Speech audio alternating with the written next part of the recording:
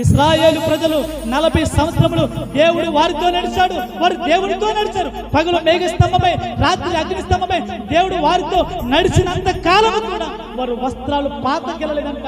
ఇంకా వ్రాయబడిన మాట, వారి చెప్పులు అరగలేదంట. సువార్తనే చెప్పులు నా మీద అరిగిపోలేదంట. నువ్వు దేవుడితో ఉంటే నీ వస్త్రం బాగుంటుంది. నువ్వు దేవుడితో ఉంటే నీకున్న ప్రతి వస్త్రము కూడా భద్రం చేయబడుతుంది. ఈ పగటి పూట నీ వస్త్రము పాడైపోయిందేమో, ఈ పగటి పూట నీ వస్త్రానికి మచ్చట్టుకుందేమో, ఈ పగటి పూట నీ వస్త్రానికి రక్తం అంటుకుందేమో. బైబిల్ సెలవిస్తుంది, క్రీస్తు యేసు రక్తములో మీ ప్రతి వస్త్రము తెలుపుగా చేసుకోండి. దేవునికి స్తోత్రం చెప్పండి గట్టిగా.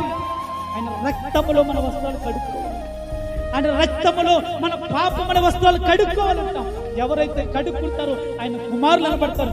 ఎవరైతే కుమార్తెలుగా చేర్చబడతారో ఆయన నీ కొరకు దాసించిన మేళ్ళన్నీ కూడా నీకు తప్ప మరి ఎవ్వరికి ఇవ్వడు. దేవునికి స్తోత్రం చెప్పండి గట్టిగా.